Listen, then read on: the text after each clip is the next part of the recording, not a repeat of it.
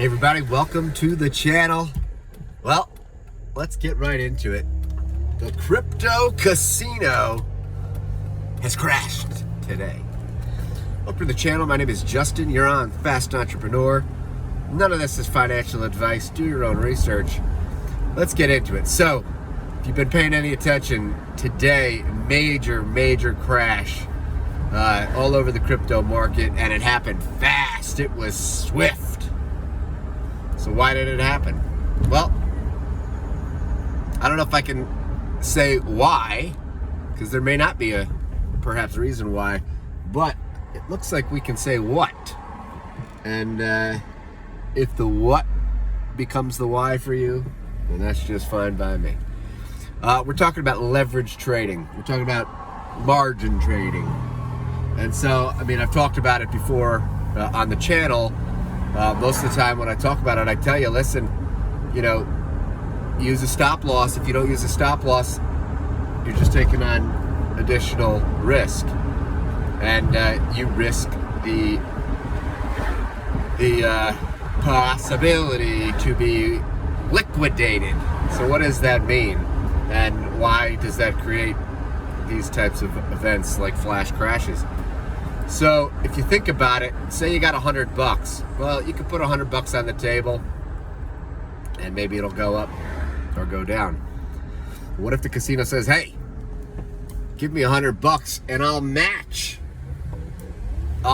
that with even more money. So now you'll have like $500 to play with. Well, it sounds all fine and dandy, right? I mean, if the prices go up, you're making way more money.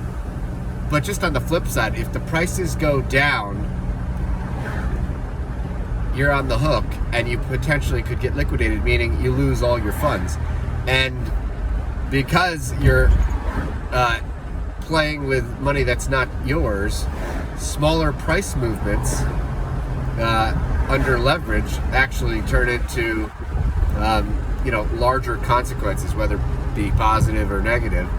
And so it looks like there were a lot of people that were getting liquidated as the price was dropping. And so as the price dropped, they get liquidated, they're forced to sell, they lose.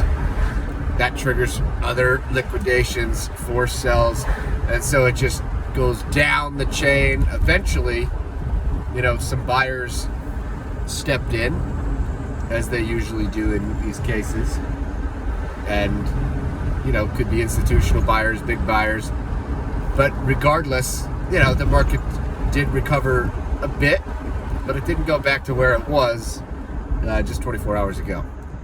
So that's the why, what, who knows now, of what happened today in the crypto market. And this stuff happens, I want to say often enough. Not all the time, but often enough. And so some people say just avoid margin trading at all. Some people do it. If you're gonna do it, you've always got a stop loss where you can limit your downsides. You can also use that to limit your upsides, to take profits at certain levels. But either way, stuff like this happens, and it just happened today. So in other news, does this mean the end of crypto market? Well, probably not. Most likely not. Not this cycle. But, there's a lot of other indicators that seem to suggest that there's still some gas in the tank. In terms of projects, I guess, what's been on my mind, been looking into the Cosmos ecosystem just a tad bit. I like the idea of what I'm seeing with Sif Chain. And what I kind of like about this is just on the long-term trends. We talk a lot about layer ones, different layer ones competing against each other, layer twos to scale up. But if you want to trade or move assets from one blockchain to a different blockchain, it's not very easy. It's kind of clunky, and it requires, bridge, and it's so Cosmos, as an omni-chain, if you will, seeking to kind of be that all-in-one encompassing, bringing all the chains together. I find that pretty interesting. They've had some, just some airdrops to some of their stakers for some of the projects, like Osmo token, stuff like that. So yeah, exploring that, looking in things like the Kepler and yada yada yada. But let's see, what else?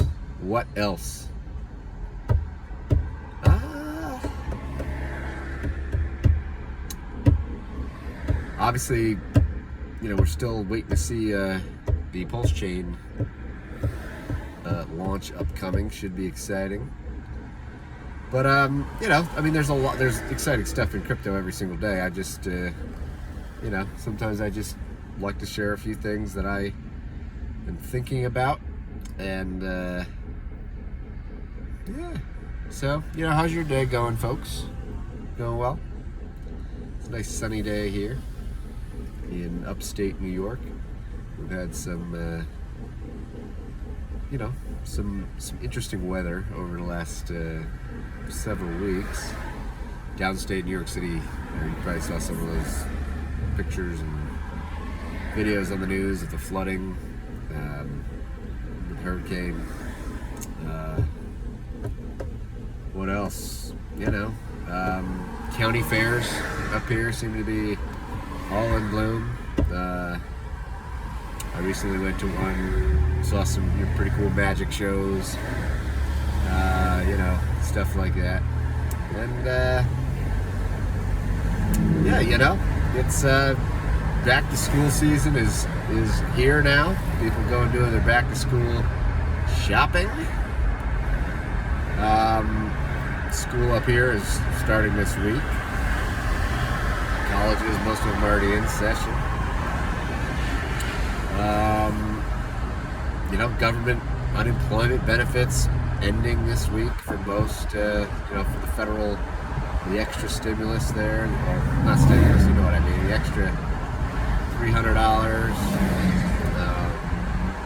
It's inflation is still here. You probably see it. And that's all she wrote, folks. So, I think that we shall stay in touch. I may have gotten my first NFT yesterday, so that would be pretty monumental. No, I didn't purchase it, but that is something I'm, interested in, but I'm not really interested in the whole. I think it's interesting. I think it's a very elitist, speculative bubble, and it's not something that I play in at the moment. But if I can get a free NFT and join the movement that way, it'd be pretty cool, I suppose. I'm not sure that I even got it yet, but I guess if I did, I gotta go onto OpenSea, right? And OpenSea is kind of like, I don't know, the eBay for NFTs, if you will, for expensive JPEGs. So, maybe I'll have an update on that. Another token that I have, it's called Floki. Floki Inu, whatever it is, I don't know.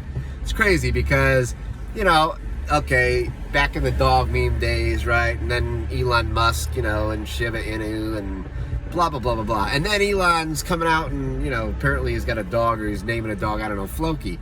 So people are like, they're going to launch this Floki Toki. Floki Toki. So, all right, I was like, all right, let's, small, see what happens. So that was version 1. And then all of a sudden, I don't know what happened, if there was something in the contract, it was too inflationary, blah, blah, blah. And I guess there was a migration to this version 2, which I didn't do at the time. I just wasn't really paying attention to the Floki Toki. It wasn't really that much of, it was a couple of bucks probably. So, yeah, I still got my Floki Toki V1, but I don't know if it's worth nothing or not. So, anyways, I don't know. Maybe that'll be something that I explore. What else is there? I mean, there's a ton, but I think that's good for this video. Anyways, write down in the comments, you know, kind of what's new, exciting, maybe things that we ought to look at or explore together. You know, I definitely, if you're into, like I was saying, the Omni-chain, you know, whole idea, and you want to help me look into the Cosmos ecosystem, most important, you know, looking at things like, was it Emrys, you know, maybe staking, or I don't know, or just even how to maybe set yourself up for potential airdrops, you know, because thinking, okay, we saw what like Uniswap did with the Uni airdrop on Ethereum, you know, is this laying the groundwork for, you know, for Cosmos ecosystem? You know, will there be DEXs that do that? And then obviously the big news is that Cardano, they're saying it's going to actually be here for smart contracts. Ladies and gentlemen, I know you've been holding your breath like forever and ever, amen.